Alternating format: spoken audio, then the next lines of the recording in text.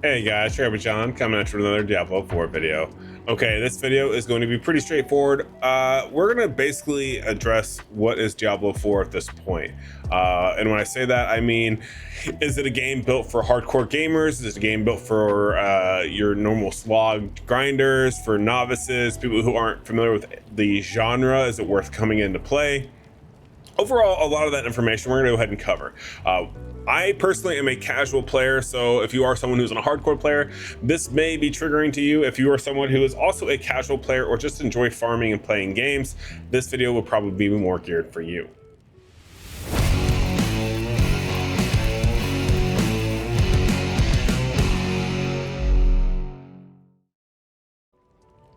Okay, so Diablo 4 so far has been pretty good. I've definitely enjoyed it. It's been fun. As you can see here, I am unfortunately only level 59. Now, how many hours have I put into the game? I wish, is there a way where I can see how many hours I have in my current character? I don't think I can. I don't think I can see the hours played. I know in hardcore when you die, it'll tell you. But I don't know that I can see that myself. And those watching, leave a comment down below if you know how to do that, because maybe I can and I just don't know how. No, so it doesn't look like I can see hours played. Okay, well, I don't see it off top of the head here, so we'll just have to go and assume that that's not a thing. But I've basically been able to play very hit and miss during launch. My computer is being fixed. I've been without it for over 3 weeks, which is why I didn't upload YouTube videos for a long time. So I've only been able to play very casually. I'm playing on a work laptop with the settings scaled all the way down, so I don't even know what at max settings right now what this game looks like currently. I've probably played on average 2 to 3 hours a night, and that's probably within a 4 to 5 hour time frame that I've also like recording videos, editing videos, maybe watching someone stream, talking with someone, going back and forth, whatever the case may be. But overall, in general, I would say about 2 to 3 hours a night I get to actually play and try to level my character.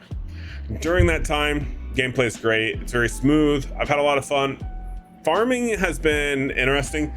As you can see here, if I pull up my inventory, I have a lot of Legos right now in my inventory, and this are kind of keep going around and around. Eventually, I'm going to end up at a point where I have probably 2 builds worth of gear here, but I will go ahead and go through, get rid of all these, get more into the top tiers, because once you get into breakpoint 6 gear, it'll be a lot easier to find, okay, this is permanent gear here that's going to upgrade versus getting all the constant upgrades as you're going, right? But casually, this hasn't been hard. This has been very easy. I have a couple of close friends that are playing right now. They're relying super heavy on me to go ahead and teach them how to play Diablo 4. Teaching someone to play Diablo 4 can seem like a daunting thing. Teaching anyone how to play any game can seem daunting. However, Diablo 4 has lent itself to allow players to be more casual with their gameplay and still enjoy it and have fun. And actually, one of the nice things about that is the simple fact that as you go through the skill tree here and you go through here, most of your primary skills that you're going to be using in almost any build are going to be these first 2. Basically, whatever you pick for your basic skill and whatever you pick for your core skill, those are going to be the most commonly used skills on your build. Now, are they going to be the only skills used? Probably not. There's always another one that you're going to be utilizing more so, that you're going to modify with gear, so on and so forth.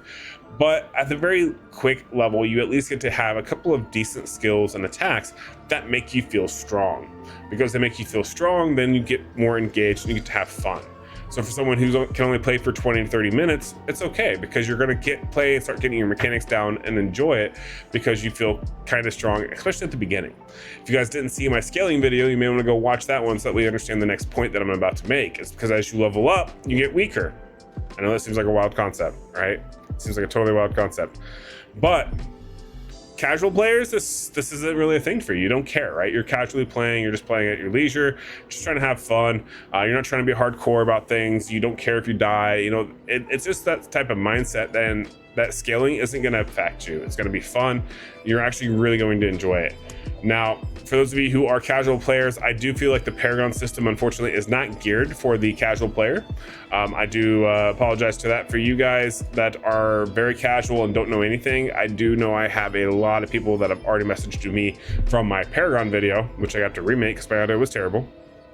and really wanted to talk with me more to better understand it, because they got what I was saying to a degree. So I definitely think where Diablo 4 has taken a lot of the aspects and made the game feel a little more casual friendly, I do think they've added at least enough complexity that some of my gamer friends who aren't hardcore gamers by any means, so those of you who are, once again, that's great, but we're not talking about you. We're talking about those people who just casually like to play games to pass time. They aren't as witty and as knowledgeable on these types of gameplay and settings. So this particular part of Diablo 4, I would say, is not built and not geared towards the casual player. Out of everything else though, that's about it. Everything else is pretty straightforward. Recovering aspects, imprinting aspects, knowing, okay, where do I go in this area? This is all very straightforward, and they've done an amazing job of it. Also, the fact that the shop has no pay to win aspects in it whatsoever is huge. Actually, I've done a good job so far, and I have not spent a dime on any of these. Proud of myself. I've resisted, but these don't actually modify any type of power in Diablo 4. They don't make you hardcore, they don't make you anything like unique. So I actually feel really good about it. It's one of the situations where as a casual player, you want to see those types of things. As someone who wants to see a game live and be popular, you also want to see those. Those of you who watch my videos, if you guys played Diablo Immortal, you guys figured out really quickly how pay to win the game was, and I complained about it all the time. Now you do get these cosmetics on like your mounts as well, which is kind of cool. And depending on if you gift subs, you get the other mount, right? So notice that this is the Twitch sub or Twitch mount here. Notice that it's a little bigger. It's actually a little bigger than your other skins here. All of them are the same size. And then the Twitch one for gifting 2 subs to a streamer who's on the list. It's really cool. You get the bigger one. Myself, I'm on that list, so I actually traded with another content creator. I gifted him 2, he gifted me 2. That way we get the skin. It was really nice. But yeah, that's really the only difference. Cosmetics, which is great. So this is definitely geared towards casual. I mean, there's nothing groundbreaking that you're going to do here to get like make your horse go faster. No. Transmogging is going to change your appearance. Sure, it's going to make you look stronger, so you got to be stronger. Absolutely not. Everything's going to stay pretty much linear, and I feel like that's great. I also think the game is geared more towards casuals because they do have an end game, and that's beating the Uber Lilith once you get to tier 4, and you go for that really, really hard Lilith. That's like what, level 105, I think, when you go to do that fight. I got a long ways until I get there. You need to be level 100 to do that fight. But there's an actual end game because you got to push to get there, right? And that's the fun part, and that's what makes this game fun for casuals, especially like myself, who can only play 2 or 3 hours a night. Like when seasons start, even though a lot of players will finish their season within the first 5 days, I will be the one over there who's like, well, I'm 5 days in and I'm a quarter of the way through my build, because I don't have that time frame. So is Diablo 4 worth it for someone who doesn't have a whole lot of time to play or do things? Absolutely. It's still a fun game. I'm enjoying it myself. I don't feel pressured. I have no reason to feel pressured at all. Like, oh, I gotta get a higher level. Now, do I wish I was a higher level for content purposes for you guys? Absolutely, because then I can get into better and bigger and better builds. But you know what? For right now, it's okay. I'm enjoying it. I'm having fun. They've definitely nailed it as far as making the game feel very casual friendly. I was worried that they were going to make it too casual and it was going to get boring. I was really worried it was going to turn into like Diablo Immortal. It started out great. It was nice. It felt good. And then it quickly died over time.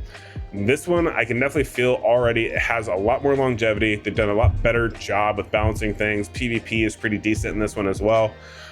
They've done a lot of work on Diablo 4, and I gotta give it to them. They've been still doing a lot of work through all the hot fixes, all the changes that have been coming since launch, and they're killing it.